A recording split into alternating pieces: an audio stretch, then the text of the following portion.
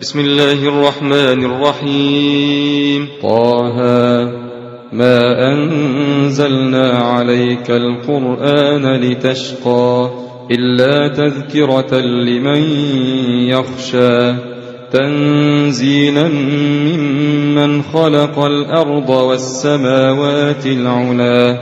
الرحمن على العرش استوى له ما في السماوات وما في الأرض وما بينهما وما تحت الثرى وإن تجهر بالقول فإنه يعلم السر وأخفى الله لا إله إلا هو له الأسماء الحسنى وهل أتاك حديث موسى إذ رأى نارا فقال لأهلهم كثوا إني آنست نارا لعلي آتيكم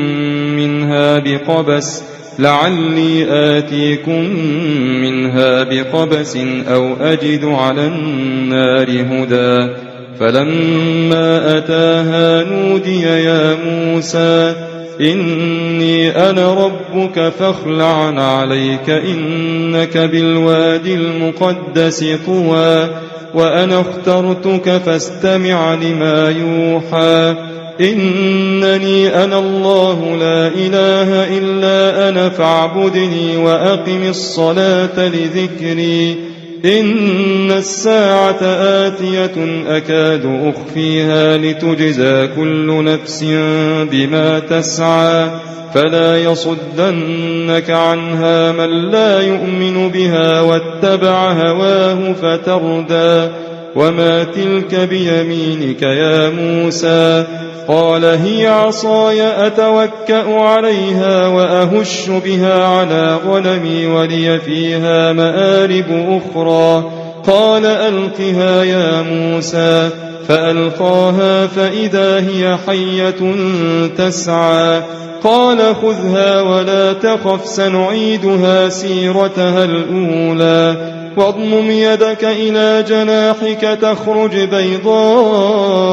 من غير سوء آية أخرى لنريك من آياتنا الكبرى اذهب إلى فرعون إنه طغى قال رب اشرح لي صدري ويسر لي أمري واحلل عقدة